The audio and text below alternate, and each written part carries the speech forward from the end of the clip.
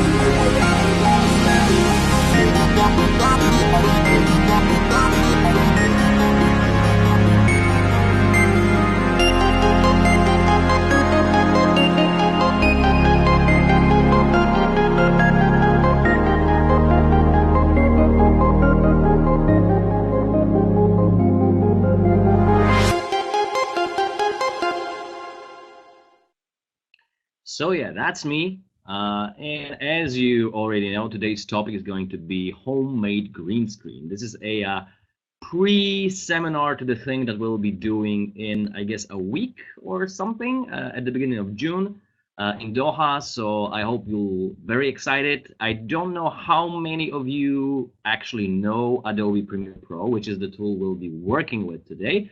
But for those of you who do not, I will skip all the boring technical stuff, you know, how to import footage and how to do this, how to do that. We're going to focus only on the key features of keying. So for the things that matter the most. And the video we'll be talking about today is something like this. I'm going to mute the audio because we don't need it. This is an introduction of me. As you can see, this is an introduction to one of my trainings, DVD trainings. Unfortunately, it's only available in Polish so far. I'm thinking about translating it, but it's not about green screening itself. It's about all other animation techniques. So I hope some of you are interested or will be interested in this. And if so, you can always reach me on Facebook and Twitter and stuff like that. Posiadanej wiedzy. Dlatego właśnie ten kurs przybiera as you can see, taką it's a formę. talking head. Przez That's how najbliższe we kilka call godzin it. pokażę Talking Wam, head, w changing jaki shots, sposób realizowałem close up, projekty and a little dla bit takich further marek away. jak Intel, Discovery, All czy is chociażby done Google, in Adobe Premiere rozkładając Pro, wszystkie projekty, which is one o of the których będziemy many mówić approaches na we can poszczególne do części, to achieve dyskutując this o technique. However, decyzjach I strategicznych, które choose musiałem Adobe podjąć Premiere w czasie Pro realizacji projektu, a over, for nawet o example, Adobe dyskusjach, After które Effects. prowadziłem z klientami w międzyczasie. Mostly Będziemy because omawiać of the cutscenki do speed gier it komputerowych, does the będziemy keying. omawiać reklamy Keying telewizyjne, it done spoty in Premiere sponsorskie, Pro winyety is done programowe i totally real prezentacje time. That produktów. means Z you racji na key out bardzo the footage, szczególny you select the charakter green tego color materiału that you want to szkoleniowego, get nie rid of, mogę Wam niestety which is dostarczyć keying. plików źródłowych do And then omawianych you just hit projektów, play and it ale just za to works dostarczę just Wam like that. wszystkie Out of the narzędzia mojego box, autorstwa, które no umożliwiły fuss, no zrealizowanie tych problems, projektów, no tak nothing. abyście However, Wy it również mogli requires korzystać us z to tych narzędzi. prepare Zaznaczam, że ten in a kurs jest certain przeznaczony way dla osób już for it to pracujących go lub that wkrótce well. rozpoczynających So swoją that pracę is zawodową what we'll w be tej talking. branży, tak więc wiedza This z is what After we'll be Effecta talking jest today. wysoce This is what we'll wskazana, be talking więc oczywiście about polecam swoje today, kursy and this will dostępne also na be the naszej topic stronie. of our Zapraszam Was w takim razie na seminar najbliższe when kilka we godzin finally get to kreatywnej meet each other rozwałki. face to face. Do zobaczenia. So that's it. That's the introduction. So for now, let me switch to my screen you should be seeing my Adobe Premiere Pro right now. And just for the sake of bandwidth, I'm just gonna hide my lovely face. Sorry for taking that away from you, but unfortunately, the quality of transmission is, I guess, more important than looking at pretty faces. Besides, you get to see one over here all the time. So the way this will work, the way it usually works, is that if you have questions during the presentation, it's a little bit distracting for me to look at them as I'm speaking, because it can throw me off track of thought. So basically, if you have any questions, just type them into the chat box, and I will look at them after I finish presenting what I have prepared for you, which will be in about 30, maybe 40 minutes, and that will give us about 15 minutes to do some Q&A, questions and answers. So I guess we can begin. As you can see, I'm here in Adobe Premiere Pro. I have my footage, my keyed out footage. Everything works. Excuse me. Some of you may notice already, this is one of the preparation processes, that I have a separate audio file in here. The question might be, why not record audio off of the camera? Of course, this is a good approach. However, as you can see, hopefully, I have here a little tiny microphone that I recorded the sound off of to a separate device, and I use the audio from the camera only as a guideline to synchronize audio later. So the audio was brought into another application called Adobe Audition, and it was processed there for clarity and getting rid of some noise and stuff like that. So basically, the whole process of keying in Premiere Pro is extremely difficult, and just let me show this. That's why we have this webinar, and then we meet on a training. So we have to apply something called Ultra Key, apply it to the clip that we wish to key out, and select the green color, basically. And once we do that, we're done. So thank you for your time. It was a pleasure. See you next time. Now, of course, this is not as simple as this, as many of you or many people generally think. Of course, I have my footage keyed out, and if I move my clip to a track above, I can put a background behind it, and there we go. Everything works, and now we can start to see a lot of noise and a lot of distractions and artifacts showing up. So this is actually what keying process is. It's not just removing a given color, it's producing a good key, as we call it. So something that doesn't have all that noise and just simply works. So just let me compare this piece to this finished shot. First of all, you can see that there are no longer any artifacts on the sides here. But there's also a little something that is called light wrap. Light wrap is a very important and very crucial element of keying, and many people forget about it. We'll be talking about that on the training later on. However, just to give you a brief explanation what light wrap is, it's a naturally occurring phenomenon in the camera, actually all around us.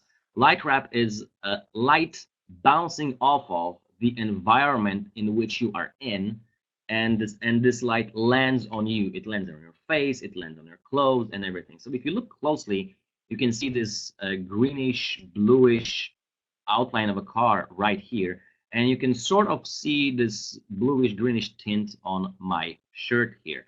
And this is what light wrap is doing. So this is really really important to remember about that. If there was no light wrap, let me just try to turn it off. This is the difference. You can see what difference it makes. It's not much, and fortunately in this scenario I'm wearing a dark shirt and I'm against a dark background, so it sort of works anyway. However, it doesn't always work like that, and light wrap can really sell the keying process a little bit better. So let me tell you how to get properly prepared to this. To do that, I'm going to go to Adobe After Effects just for a little bit, and I'm going to show you how a keying process is being taught and why it's not the way to do it, in my opinion. So I'm just going to grab the same piece of footage, and we're going to import it into After Effects. We're going to choose a frame, and of course we're going, oh, that's a pretty nice frame. Let's leave it. I look gorgeous. So this is a process. Let me just apply keying tools. So we go to the keying group, and what we do, we look for Keylight. This is a plugin that is inside of After Effects, and it allows us to do some keying. As you can see, there's no Ultra key that we have in Premiere Pro. So once I choose a color, it immediately becomes grayed out, and that is because I have a gray background in my composition, as it's called. And the first difference you will see between Premiere Pro and After Effects or many other tools is that in Premiere Pro, I actually have to put a background behind me to see that I have keyed out the color. Because right now we can't really say if this is transparent or not. And this is unfortunately a big downside of Premiere Pro, because we always have to keep track of what is transparent and what is not. This is important. This will be important later on. So let me just go back to After Effects now. And as you can see, right here, it seems like everything was keyed out properly, but we have the same noise all around, and we can probably see it moving if we scrub the timeline. We can see this noise very distinctively right here and right here. I hope you can see this, because sometimes things disappear due to compression and online transmission. So just to make sure that you all see those little artifacts, which doesn't seem like much, but they really do. They really destroy our keys. Can you see this? Those little grayish noise over here. Okay, good. So once we have that, the key concept excuse me, the key concept in keying, also called chroma keying, never call it green screening or blue screening or red screening. If you want to sound professional and make an impression on someone from this industry as a professional, never use green screening as a process. Green screen, of course, professionals use this term as well. However, only when they know they're professionals. But if you want to make an impression, always use the term chroma keying. Chroma from chrominance, and chrominance means color in short. So basically color keying, so chroma keying. So the process of chroma keying looks like this. First, we have our footage, and to minimize the amount of noise, or even if you want to get rid of some unwanted objects which might appear, in the borders of our frame, we have to create something that is called a garbage matte. Garbage matte is simply an outline that we draw around our subject. Of course, this should be right here. So it looks like this, and its purpose is to limit the amount of keying that we have to do, because right now we only have to focus on the edge around our subject. So it minimizes the amount of work that we have to do and problems we have to solve. Unfortunately, many books, many schools, many seminars teach this lousy, inefficient technique. This is my opinion, at least, that this is inefficient and just lousy technique, because it forces you to actually draw the shape. And of course, as your subject moves, you might be forced to animate this, as I have to do right now. So you move those points around to make this edge as close to your actor as possible. And then you find out that you forgot to turn the keying option on, and you have to redo the whole thing from scratch, and so on and so forth. So this is an 18-minute long a clip that would have to be processed that way. So we don't want to do that.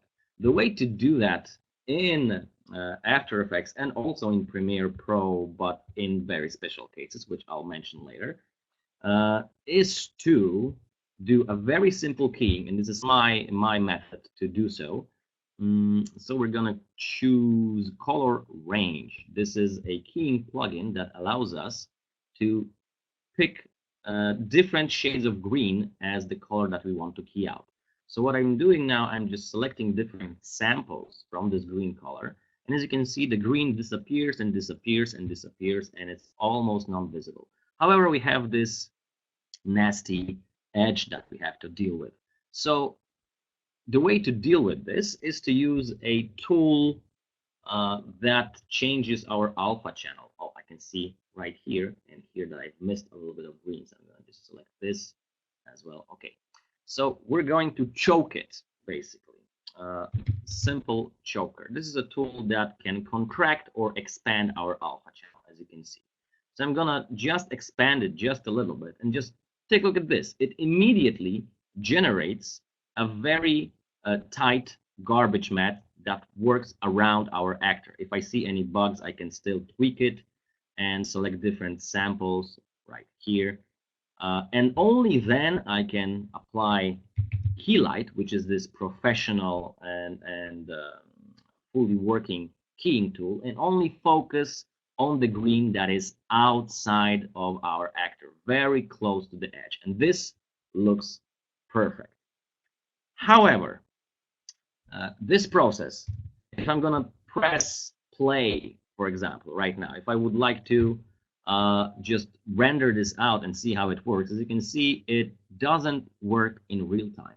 So processing this for editing, for being able to edit this footage smoothly and really focus on the cuts and our stuff is totally inefficient doing it this way. So that's why I'm choosing Adobe Premiere Pro over Adobe After Effects. I've showed you this technique, especially this tight garbage matte technique, because it will come in handy later on. Maybe not today, but during our seminar in Doha, it will for sure become useful. So let's go back to Adobe Premiere Pro, and again, we have our footage keyed out. The first thing you may want to try when dealing with keyed out footage and having those artifacts all around is to simply go to the settings options of the Ultra Key plugin and choosing different presets of settings. That's how we can call it. Relaxed is of course going to be more relaxed, so we'll have more noise. However, if we're going to choose aggressive, we are usually good to go. But as you can see, we still have some noise over here. You can see this noise jumping around, and we have a not very nice looking edge over here, and this might cause some problems. Not to mention the fact that let's just assume for a short moment that we are satisfied with this look. And that is exactly how it's supposed to be. It's perfect. And now we want to start editing the footage. So I'm choosing a little part over here, a little part over here. I'm going to get rid of this one. I'm going to move this one over. Maybe I'm going to use this piece over here and move it there. And then I'm going to decide that I want to have a close-up on this. So I'm going to move like that. And ooh, suddenly it seems like the background isn't moving with my footage. I've scaled it up and the background stayed the same. So depending on what you're trying to do, this might be okay. However, I always think that if we want to create an illusion that I was sitting on a background like that in real life, then if I zoom in on myself, the background should zoom in as well. So I'm going to do that now. I'm going to zoom it in. Let's see. This was set to 180%. So I'm going to do the same here over here. Okay, good. Looks nice. But then I'm going to move this over just a little bit so I'm more in the center of the shot. And suddenly I have to move this as well. And of course, you have to do all those things as many times as you have cuts in your scene. And suddenly, if you want to recut it, you get into many problems. Basically, you have to redo the things that you did over and over and over, and that's never good. The key thing in efficient work is to never repeat yourself. Do once and use over as many times as you wish, but never repeat yourself.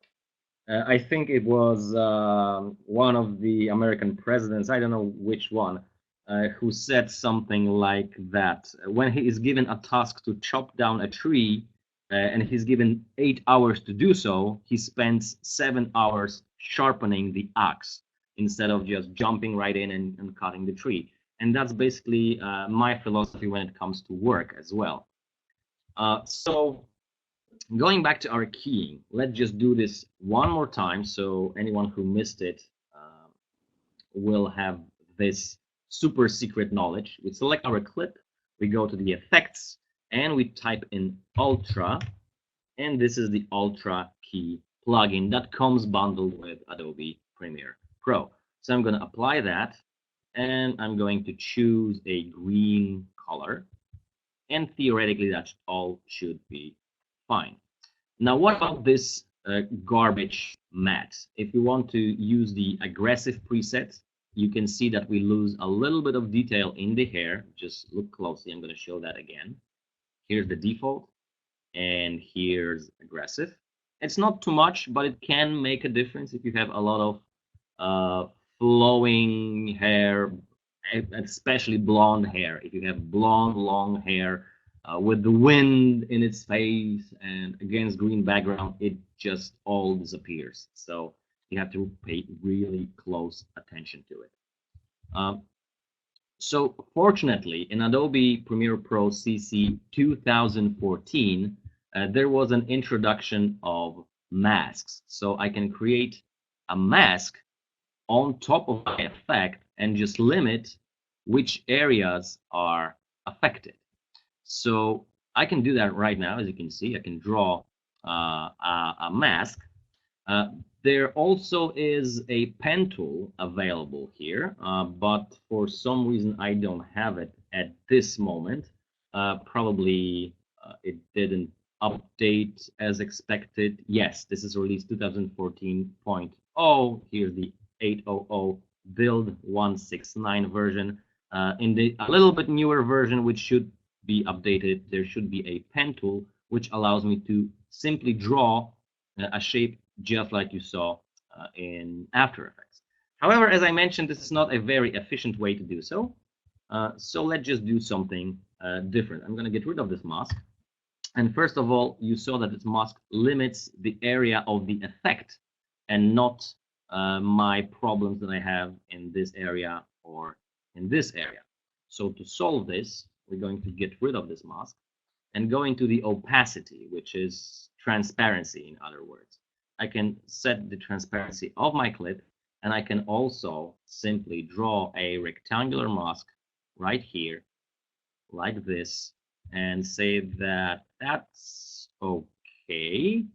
I'm going to draw another one over here, and I'm going to simply say invert mask. So I'm going to move this over here, and I'm going to say invert it, and I'm going to say invert it over here, and it will get rid of my my noise right here. But again, it's not super totally efficient way to do things.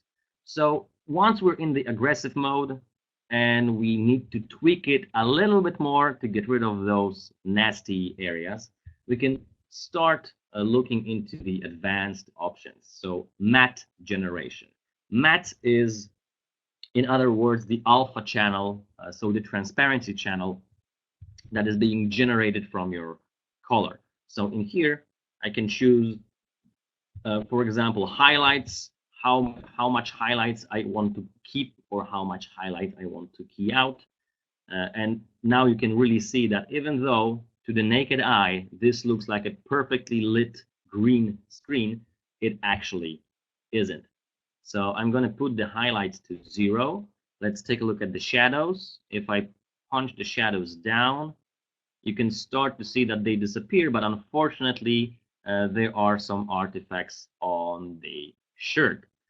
The reason for that, unfortunately, is that this was shot with a DSLR, so basically digital camera. Digital cameras usually have compression on them. I think this was shot with a Canon 5D or something like that.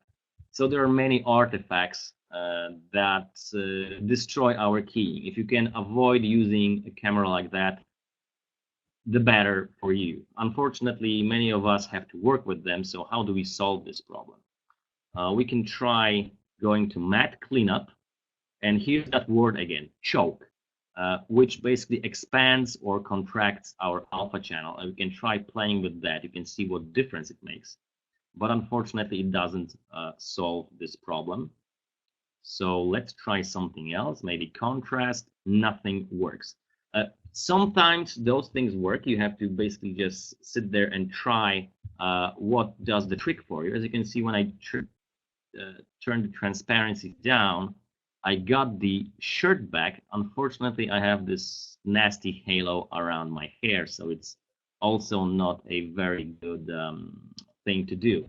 So what I actually did in this case, I have this sequence that is called keying, and let me just show you how it looks on its own. This is the original footage, and here is what the keying is doing. But the most important part is this. So this is basically this garbage matte that I generated inside of Adobe Premiere Pro. So it does work in real time or close to real time. So let me just show you how I built that. First of all, I got the Ultra keyer.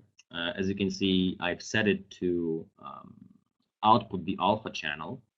So basically black and white pixels. As you can see, this is very, very, very aggressive. It cuts out almost all of my shirt. This is totally non-usable. However, when I add a little bit of brightness contrast to it and then blur it just a little bit, you can see that now this is white, gray with some whiter spots, darker spots. I can apply brightness contrast again. Of course, I can set the contrast to whatever values I like. And then I can blur it again. And then to get rid of this edge, I can brightness contrast do it again. And this generates a very simple, very soft, however, very, very useful dynamic matte. So in other words, something that I will use as my alpha channel. So what can I do now to make use of this black and white footage? There are a bunch of effects that allow you to do so. So let me just open up the footage again. This is the original footage, which sits a layer below our black and white thing. And of course, I have my Ultra key set to custom settings, which are based on the default settings. So basically, I've chose default and then tweaked those parameters just a little bit to have a little bit nicer hair, to have a shirt that doesn't have holes in it, and so on and so forth. And I didn't worry about all those noise around me. And then on top of it, and I mean literally on top of it, I used an effect called track matte key. This is something that allows you to take the luminance, so the lightness, or the alpha channel from a video track that is directly above the one that you're editing. So I applied track matte like so. I've chosen the pre-matte layer or track, which is this one. Let me just close this down. It's hard to grab it like that. So it's this one. It's called pre-matte. And I've chosen a Luma information, so lightness information, to drive my alpha channel for this layer, for this one, which already has the ultra key on it. So take a look what will happen. So this basically cuts off everything that was black in this footage above, and everything that is white it keeps. So let me just turn off the ultra key for now, just for the sake of it, and I'm going to use the track matte key.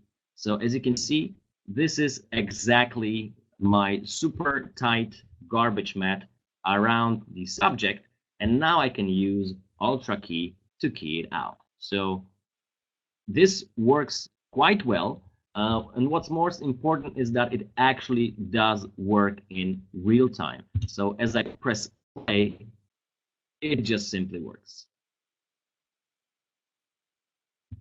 and so on and so forth. So important thing to note is that I'm working with the entire footage right here. This is the entirely non-edited footage, just as I imported it off of the camera. You can see some artifacts in some areas.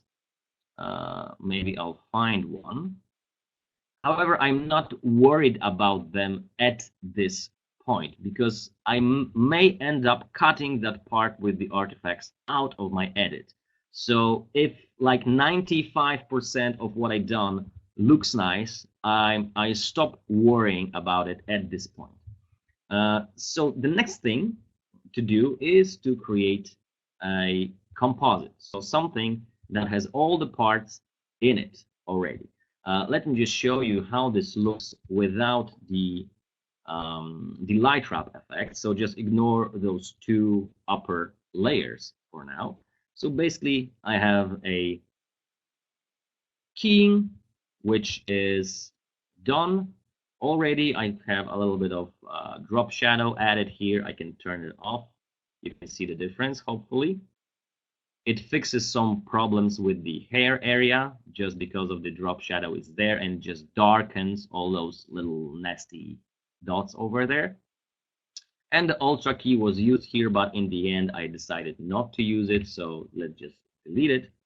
And of course, below it is a simple JPEG file, which, what's important in my opinion, is also its own sequence. It doesn't do much. It's just a long JPEG that doesn't animate. There's nothing happening to it.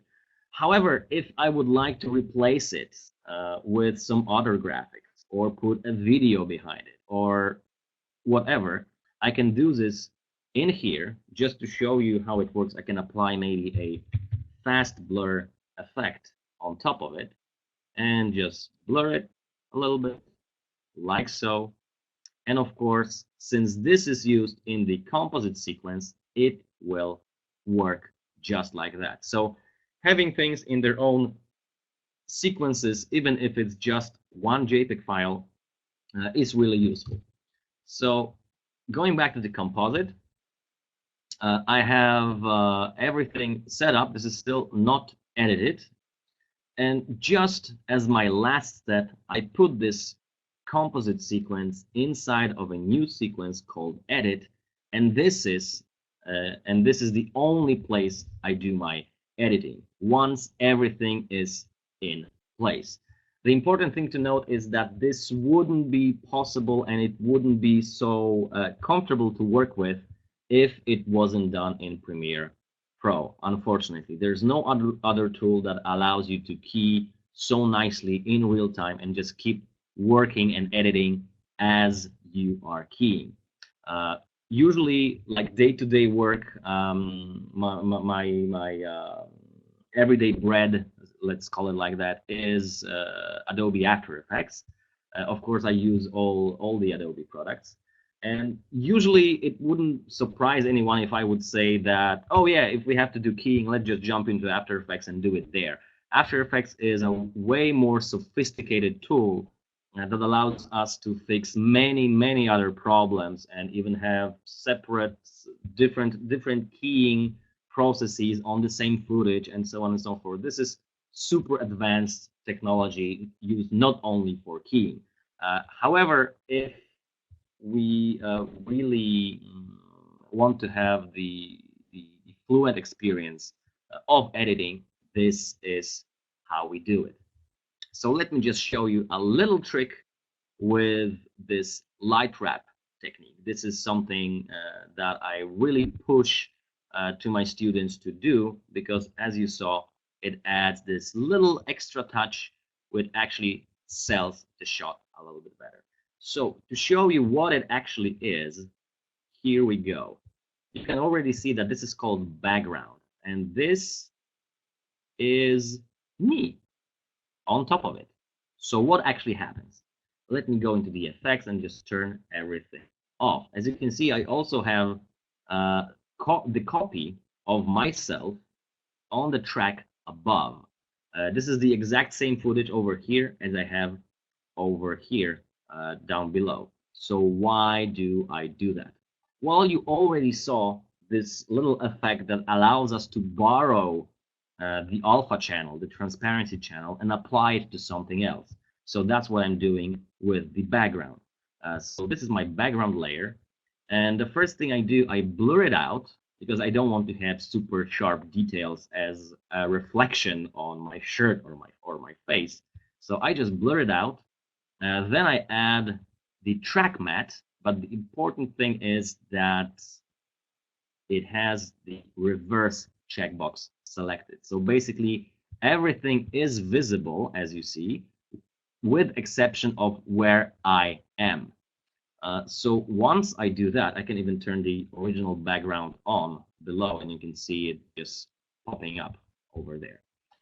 So the reason I do that is because I want to blur this whole thing, which means I'm blurring the alpha channel as well. This is very important, because then I can apply the same track matte again, but this time without reversing. So I'm actually cutting out myself and effectively creating a blurred version of the background that folds into my outline, leaving everything else transparent. So that's the trick. Once we do that, we can blend this track with everything that is below it. I hope you know blend modes from applications like Photoshop, GIMP, or basically any other graphic application. There's many blending modes. We're not going to go through them, through all of them. The important ones to remember are multiply, screen, add, and overlay. Those are the 4 blending modes that you should know, and you should know how they work, so the results that you get are not a surprise, because then you can plan ahead. Screen basically lights up everything that is below it. Let's call it like that, simplified. So right now, if I'm gonna turn on the key, which is just me, you can see this little outline blending correctly with our subject. If I turn off the blending, it looks a little bit boring and maybe a little bit unnatural. So let's just turn this blending on to screen. We can try add, but I think that's going to be a little bit too bright. The difference is maybe hard to notice, but it is noticeable in the long run once you watch the entire thing.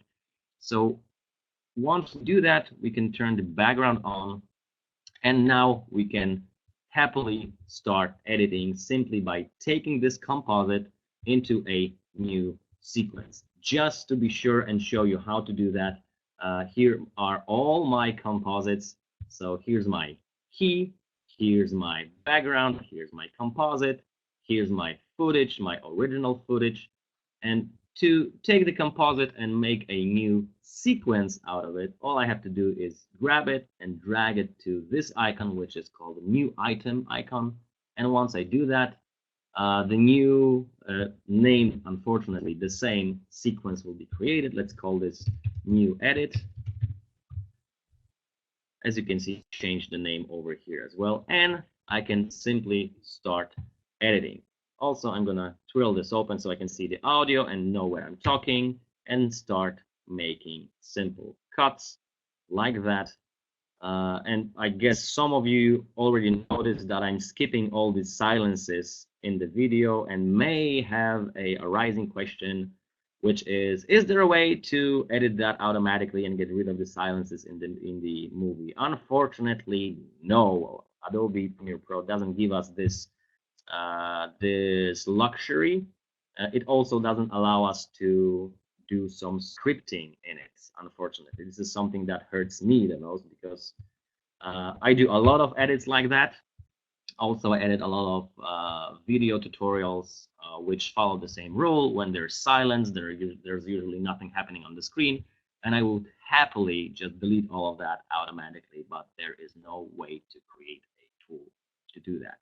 So that's it as far as it goes to preparing to edit. This is how I would like you to start thinking about editing. So again, just putting the footage in and applying ultra on top of your footage is of course simple, but it only works in the perfect world and in perfect conditions, and we all know that that doesn't happen too often.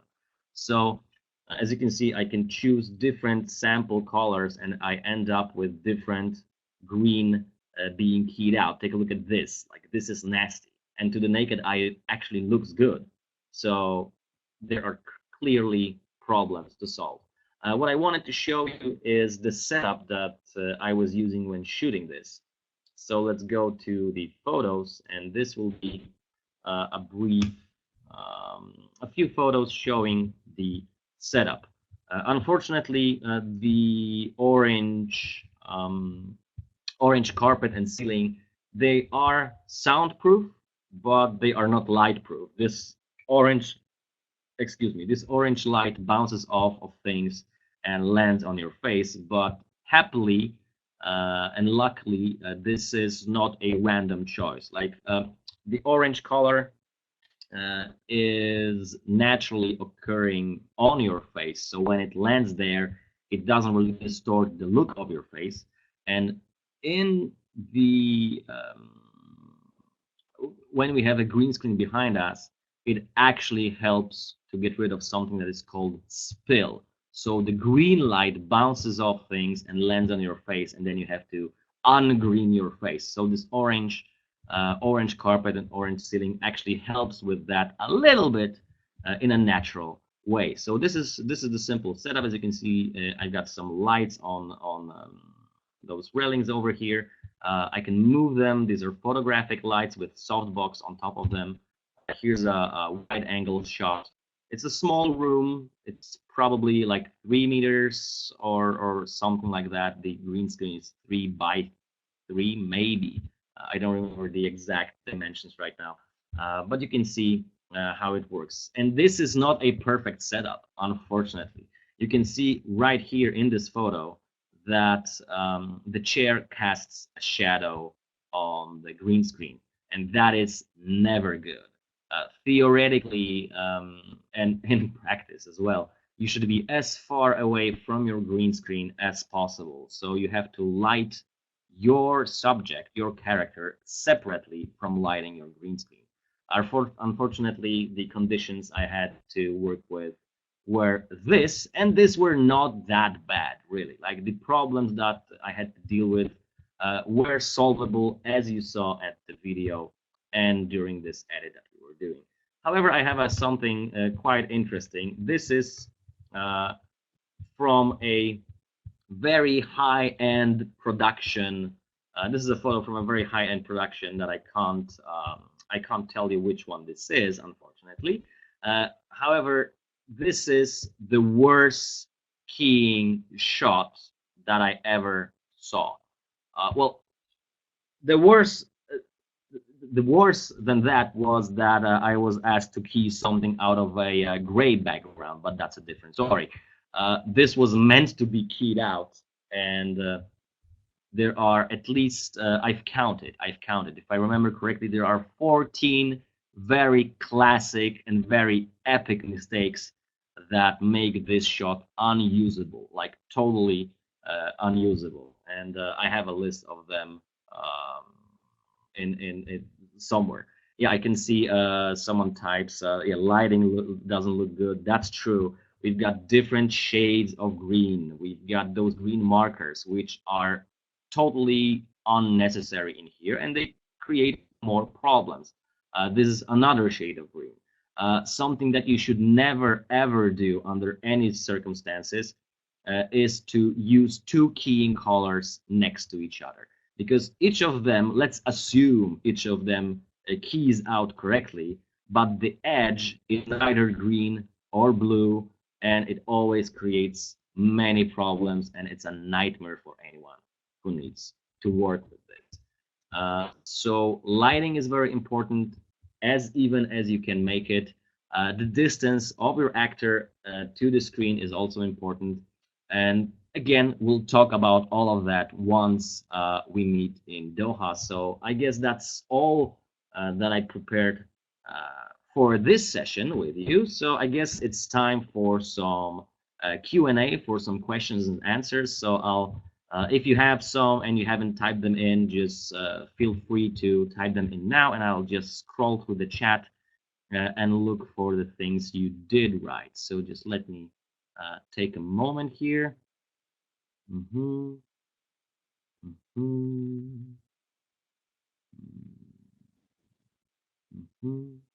What's the name of the program? Yes, it's Adobe Premiere Pro. So this is the application we'll be working with June 3rd. So if you haven't used it yet, I highly recommend to check out some things, even on YouTube. I'm sure there are many free tutorials, so that you are at least a little bit familiar with it, because I just don't want to spend time teaching the application in general, because there's a lot to talk about when it comes down to keying itself, instead of simply learning the application. Although if that will be necessary, we can make time for that as well.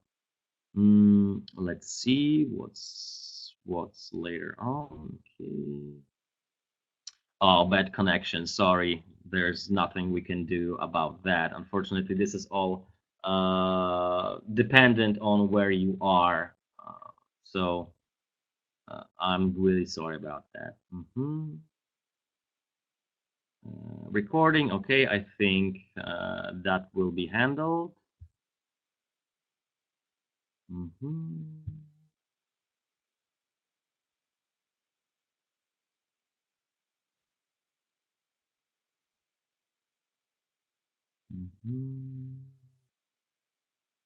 What we can do to get the good output if we have the bad lighting. Well, if you don't have the good input material, you can't expect to have good output material.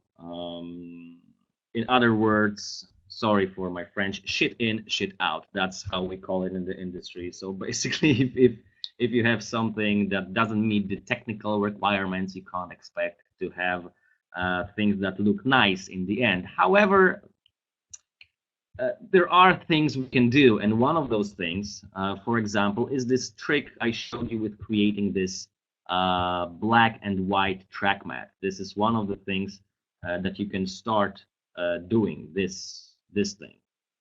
It actually helps. As you saw, I didn't have to draw anything. I didn't have to animate a mask around myself. I just created this very rough outline, which in the end looks like this. Hold on, where is it? This is it. This is it. Yeah. Okay, let's apply just this track mat. So this is a very quick way to get rid of everything bad that we have around our subject. However, it doesn't solve all the problems. It really depends on the case and on the fact that what is not working in your shot.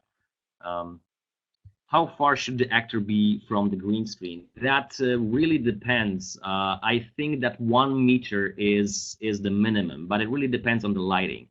Also, very important thing to note is that many people, as I saw, when they do green screen, they think that, oh yeah, it's going to be green screen, we're going to replace the background, so it doesn't matter how the actor is being lit.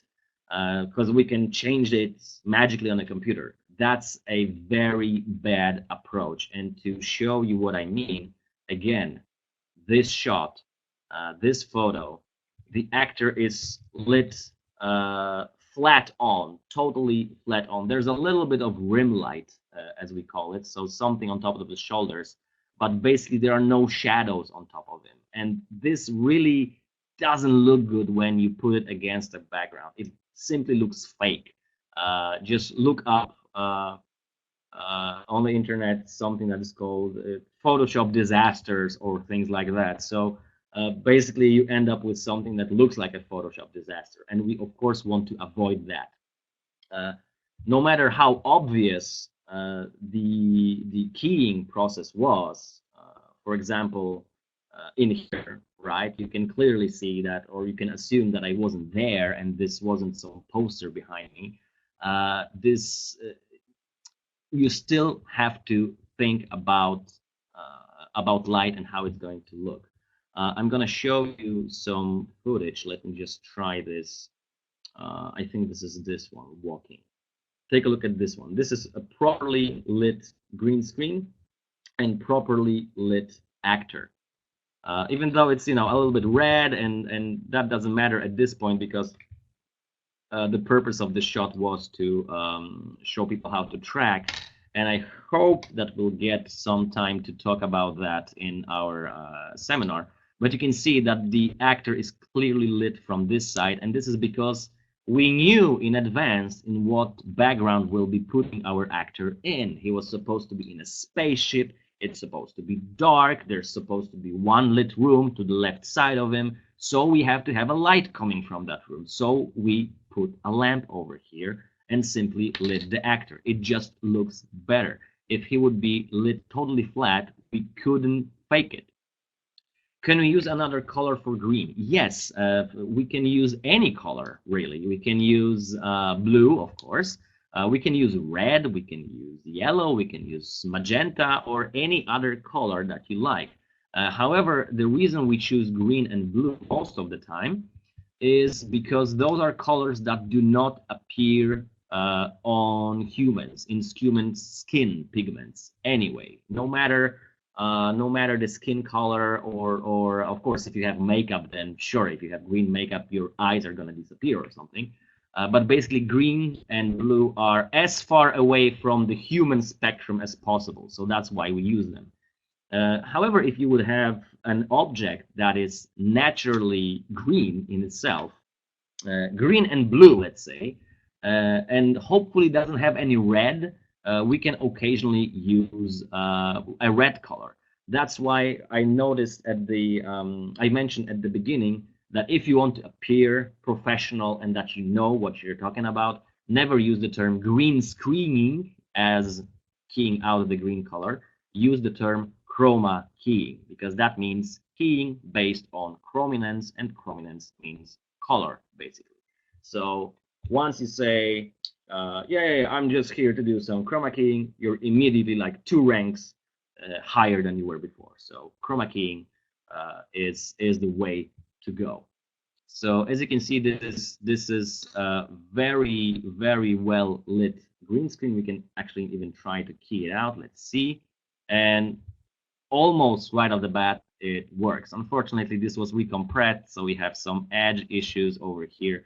But again, there are ways to solve it. And usually in this type of shot, even though it works in Premiere, I wouldn't do this thing in Premiere. And why not? Because this is not to be edited. This is a shot from a VFX movie, so we can clearly just put this inside of After Effects. This shot will probably be used like from here to here, so that's like 5 seconds, and we can deal with 5 seconds inside of After Effects. However, if we have 20 minutes like we had in this case, it's better to do it in Premiere Pro. Okay, let's see. This is something that I planned to talk about on the seminar when we meet, but sure, I'll just give you a short short description. Maybe can I show you a website over here? No, I can't. So I have to open it up over here. There are, of course, many cameras, and the cameras you are looking for are the ones that record in something that is called ProRes. Let me just type it in here. Title. Oh, even better. Let me just do this over here. We have our background. Let's create a new title. Let's say ProRes 422. Of course, this is a short answer, very short answer, because there's a whole decision process behind it, and there's a lot of knowledge behind it. I'm just giving you a very, very shortened version. So basically, you're looking for something that records ProRes 422. If you can get something that records ProRes 444, then you're really good to go. Or something that records cinema DNG or any other format that is lossless. It doesn't mean uncompressed, it means lossless, that the compression doesn't cause any damage to the footage. Unfortunately, all DSLR cameras have the footage compressed, usually with something that is called H.264. And the way this compression works, just as many compressions, is that the human eye is really, really unsensitive to the changes in color. So the color information is skipped every other pixel or every 4 pixels in this footage. However, our eye is really sensitive to contrast, so to lightness. And that's what this 444 or 422 means. It means for every 4 pixels, there are 4 pixels about contrast, so lightness, and there are only 2 pixels, 2 information about color and about value. These are, different things than RGB, but let's not get into that. So basically, you're looking for something that has a very good quality, non-destructive thing. Anything that is other than H.264 is going to work. But as you can see, this was recorded with H.264, and we can make it work. We just have to be aware of what might go wrong and prepare in advance. Prepare in advance, so light everything correctly, put the actor far away from the green screen, and then we can make it work. So I hope that answers your question.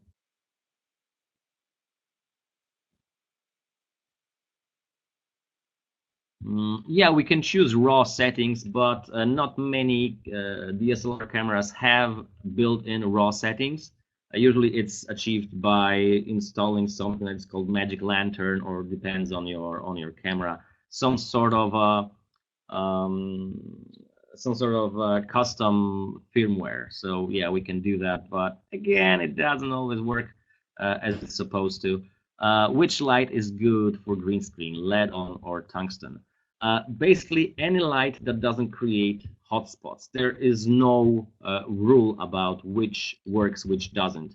This is rather a question what sort of shoot you're doing. If you're doing for film, you would usually light your actor with something like KinoFlow. These are special lamps for cinema, which creates soft, non-flickering lights. But for green screen, anything that doesn't change its color, so LED might be it, and anything that doesn't create hotspots. But hotspots are also a property of the material that you're using for your green screen.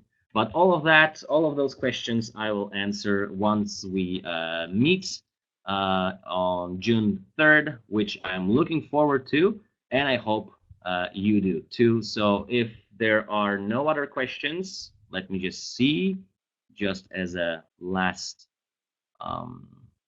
just let me take a last look.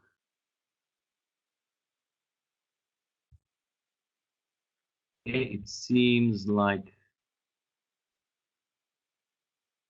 okay, seems like that's everything. So I would like to thank you for attending this short seminar. I hope it got your appetite for green screening up. Once again, my name is Multanen. Thanks for watching, and I'm looking forward to seeing you in Doha. See ya.